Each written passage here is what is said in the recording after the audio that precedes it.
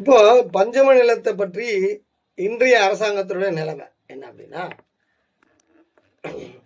உயர்நீதிமன்றத்தில் நமக்கு தெரிஞ்ச அண்ணன் எனக்கு பஞ்சம நிலங்களை பற்றின விஷயங்களை எல்லாம் சொல்லிக் கொடுத்த வழிகாட்டி மதுராந்தகம் அருங்குணம் விநாயகம் அவருடைய வீடியோக்கள் என்னுடைய யூடியூப்பில் இன்டர்வியூவில் நான் போட்டிருப்பேன்.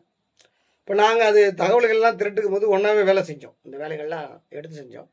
அவர் தனியாக வழக்கு நடத்தி இதற்கென்று ஒரு கமிட்டி ஃபார்ம் பண்ணோம். பஞ்சம நிலங்களுக்கு ஒரு கமிட்டி ஃபார்ம் பண்ணி பஞ்சம நில ரெக்கார்டுகளை ஒருங்கிணைக்கணும், ஆவணங்களை பதிவு பண்ணணும் அப்படின்னு ஒரு வழக்கிடார். அந்த வழக்கின் அடிப்படையில் உயர்நீதிமன்றம் ஒரு தீர்ப்பு கொடுக்குது. கண்டிப்பாக இவர் சொல்லுவது சரிதான், பாதுகாப்பதற்கு ஒரு கமிட்டி அமைங்கன்ட்டு. கமிட்டியை அமைக்காமல் தள்ளி தள்ளி தள்ளி அப்புறம் ஒரு கமிட்டியை அமைச்சிட்டாங்க.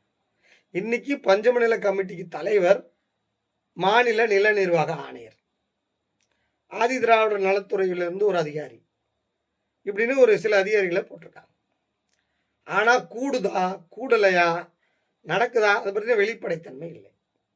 மாவட்டத்தில் இதுக்கான வழக்கம் போல மாவட்ட ஆட்சியர் தான் அதுக்கான பொறுப்பாளர். அப்போ பஞ்சம நிலங்களை பதிவு செய்து வைக்க வேண்டும், தொகுத்து வைக்க வேண்டும் அப்படின்றது அது கமிட்டி போட்டாச்சு. இப்போ கோர்ட்டுக்கு போய் கமிட்டி வேணும்னு போட்டு கமிட்டி போட்டாச்சு. கமிட்டி நடக்குதா இல்லையா, ரெக்கார்ட் ஆகுதா இல்லையா, பதிவாகுதா இல்லையா, அதுக்கு தான் இல்லை. அது பற்றின ஒரு முழுமையான ஒரு தகவல் இல்லை. அந்த கமிட்டி கூடும் பொழுதெல்லாம் நம்மளுடைய அருங்குணம் விநாயகம் ஐயா அவர்கள் போவார்கள். கூடலை. அப்போ ஒரு கமிட்டின்னு ஒன்று இருக்குது, பஞ்சம நிலத்துக்கு கமிட்டின்னு இருக்குது. இப்போ அது அரசை நம்பின கமிட்டி. ஆனால் நான் சொல்கிறது தற்சார்பாக செய்யணும், பதிவுகளை நம்ம தற்சார்பாக செய்யணும். அடுத்தது அந்த கமிட்டியிலிருந்து இப்பொழுது பதிவுத்துறைக்கு ஒரு சர்க்குலர் போயிருக்கு. பஞ்சம நிலம் என்று தெரியப்பட்ட, பதிவு செய்யப்பட்ட, அடையாளப்படுத்தப்பட்ட பட்டா போன்ற ஆவணங்களில் இருந்தால், பதிவேடு போன்ற ஆவணங்கள் இருந்தால் அதனை பதியக்கூடாது என்று பதிவுத்துறை தலைவர் ஒரு சுற்றறிக்கையை சார்பதிவாளர்கள் கொடுத்திருக்கிறார். சார்பதிவாளர் அவர்கள் மாவட்ட ஆட்சியரிடம் பஞ்சம நில பதிவேடுகளை எல்லாம் கேட்டு வாங்க வேண்டும் என்று சொல்லியிருக்கிறார். இந்த சுற்றறிக்கை இருக்கிறது. இந்த சுற்றறிக்கையின்படியும் முழுமையாக அந்த வேலையும் நடக்கலை. அங்கேயும் ரெக்கார்டு ஆகலை, இங்கேயும் ரெக்கார்டு ஆகலை, இங்கேயும் ஒரு இப்போ என்ன ரெக்கார்டு ஆகலை. இப்போது ஓரளவுக்கு இப்போ பஞ்சம நிலம்னா பதிவு பண்ணணும், மாநில நில நிர்வாக ஆணையர் அதை பராமரிக்கணும், பாதுகாக்கணும்னு வந்துருச்சு. அதற்கு பிறகு மாவட்ட ஆட்சியர் அதை பாதுகாக்கணும் மாவட்டத்தில்னு இருக்கு. சார்பதிவாளர் அதனை கேட்டு பெறணும்னு இருக்கு. இப்போ இதெல்லாம் இப்போ ப்ராசஸுக்கு வந்துருச்சு. ஒரு அரசு எந்திரத்தின் ஒரு ப்ராசஸுக்கு வந்துருச்சு.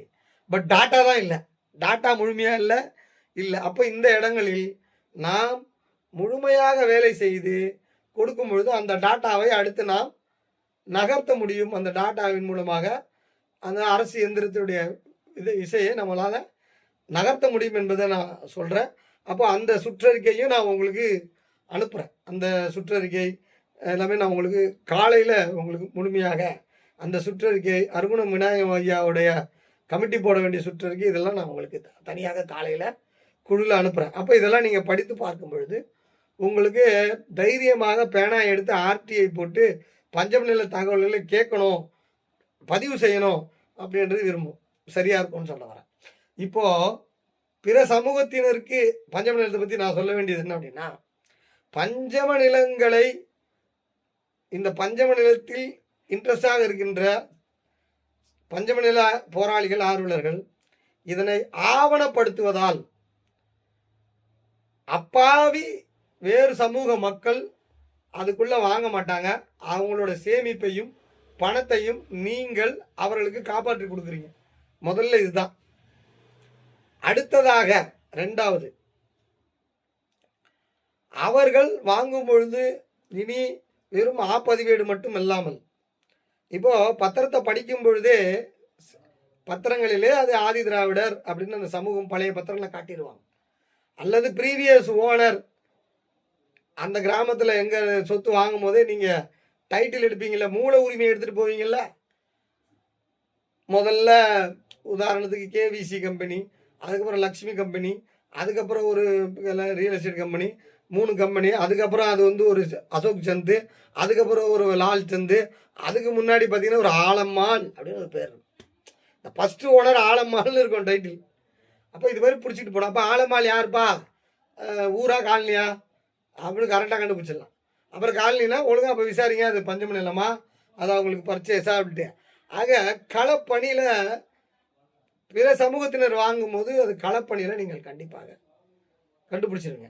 நிறைய மக்கள், அதாவது நிறைய மக்கள், அப்பாவி மக்கள் தெரியாமல் 25 லட்சம் 50 லட்சம் கொடுத்துட்டு அதையும் இவங்க வாங்கி செலவு பண்ணிட்டு அதுக்கப்புறம் வந்து இது பஞ்சம நிலம்னு லெட்டர் வரும்போது திணறிடுறாங்க. அப்போ அதற்கு ஒழுங்காக நான் சொன்னது போல் கள ஆய்வு செய்தும் ஆவண ஆய்வு செய்தும் நீங்கள் தான் உங்கள் சொத்துக்களை பார்த்துக்கணும். அதனால் பஞ்சம நிலம் பக்கம் போகாமல் இருப்பது சரி.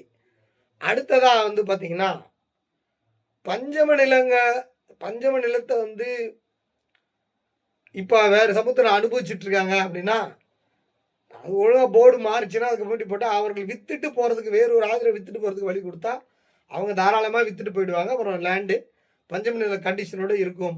இந்த அளவுக்கு தான் நான் வந்து எளிமையாக நம்ம வந்து இதை கொண்டு போகலாம் அப்படின்றது. இப்படி தான் வந்து எந்த குழப்பமும் இல்லாமல் நூலில் விழுந்த சேலை எடுக்கலாம் என்பது நம்மளோட புரிதல். வேறு ஒரு வகுப்பில்